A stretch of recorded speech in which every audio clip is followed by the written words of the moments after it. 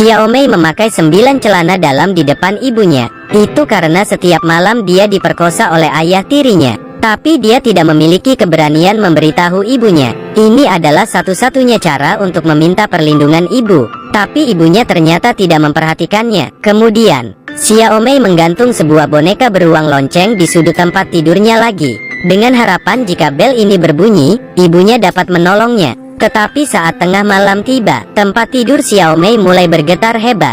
Bel berbunyi sangat keras. Tetapi ibu Xiaomei sepertinya tuli, tidak merespon sama sekali. Keesokan harinya, ibu melihat bercak di tempat tidur putrinya. Seketika membuatnya menyadarinya. Dia menyeka bercak itu dengan kuat. Dia sepertinya hanya ingin membersihkannya, seolah-olah tidak ada kejadian apapun semalam-malam. Xiaomei duduk di sudut ruangan dan melihat ibunya dengan tatapan dingin. Matanya dipenuhi dengan rasa kebencian dan seperti mati rasa. Dan ibunya masih berusaha menyeka spray tempat tidurnya. Mungkin karena terlalu lama dibiarkan, sehingga membuat beberapa bercak telah mengering dan membekas di kasurnya, dan sulit untuk dibersihkan. Ibu Xiaomei membanting kain lap di atas spray kasur. Suara keras itu membuat Xiaomei ketakutan dan menjatuhkan gelas airnya. Dia menatap ibunya dengan ketakutan, dan saat itu juga, tatapan ibunya dipenuhi dengan rasa kecemburuan dan kemarahan. Seketika, ibunya menarik Xiaomei, memegang erat pergelangan tangannya. Kemudian dia mengambil kemoceng dan memukul Xiaomei. Xiaomei mengemis dan menangis. Tetapi itu hanya membuat ibunya memukul semakin keras. Akhirnya, Xiaomei dipukuli sampai meninggal. Lalu ketika polisi menerima laporan, tubuh Xiaomei sudah kaku. Berdasarkan hasil otopsi, Xiaomei mengalami banyak pelecehan selama hidupnya, dan ada tanda-tanda kekerasan. Polisi langsung menangkap ibu Xiaomei, tapi dia hanya diam dan tidak pernah mengatakan sepatah kata pun. Sehingga polisi tidak dapat menemukan bukti kesalahan wanita itu sama sekali. Interogasi menemui jalan buntu, karena kasus ini terlalu mengerikan. Jadi kepala polisi bernama Chen memutuskan untuk menginterogasinya sendiri. Chen seorang kepala polisi yang mahir dalam memecahkan kasus. Dia masuk ke dalam ruangan dengan wajah yang serius. Ibu Xiaomei tetap tidak ingin menjawab. Pukul. Suara ibu Xiaomei terlalu kecil. Pukul. Cara ini akhirnya membuka mulut wanita itu. Tetapi dia tetap tidak mau bekerja sama. Dia hanya mengakui bahwa dia secara tidak sengaja membunuh putrinya. Tetapi dia sama sekali tidak mengakui perbuatan suaminya. Melihat ini, Chen langsung mengeluarkan pistol, menodongkan pistol ke kepalanya dan bertanya, "Jika ini kesalahanmu, bolehkah aku membunuhmu?" Wanita ini ketakutan dan menangis, tetapi masih tidak ingin mengatakan yang sebenarnya. Chen semakin marah.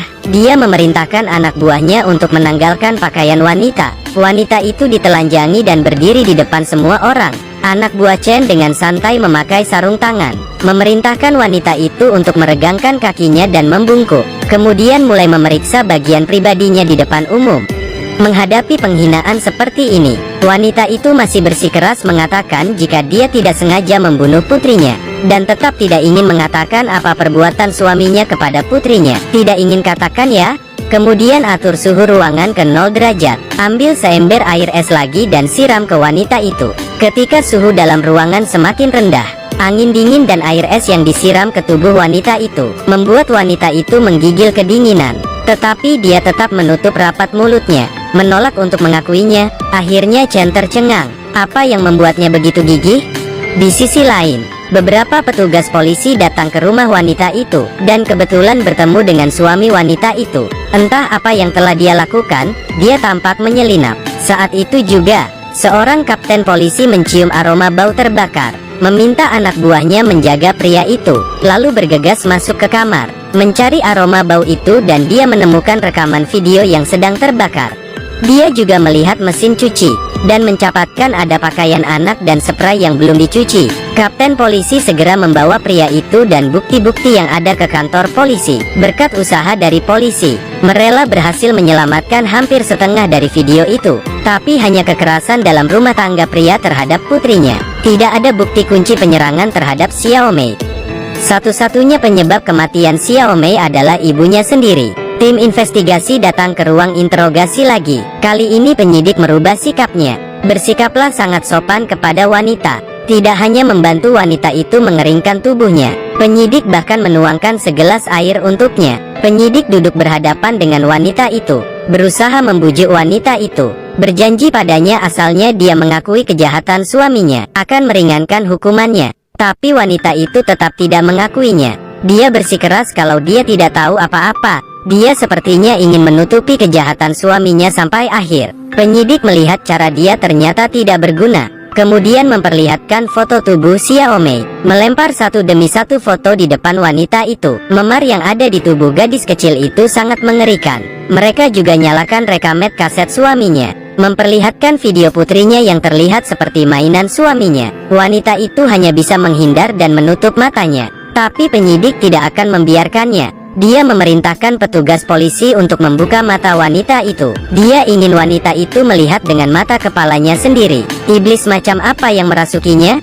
Melihat sendiri apa yang telah dia lakukan pada putrinya yang berusia 12 tahun itu. Sampai ketika dia melihat tempat tidur goyang di rekaman video itu, wanita itu akhirnya menangis. Air mata jatuh dari sudut matanya. Polisi tidak bisa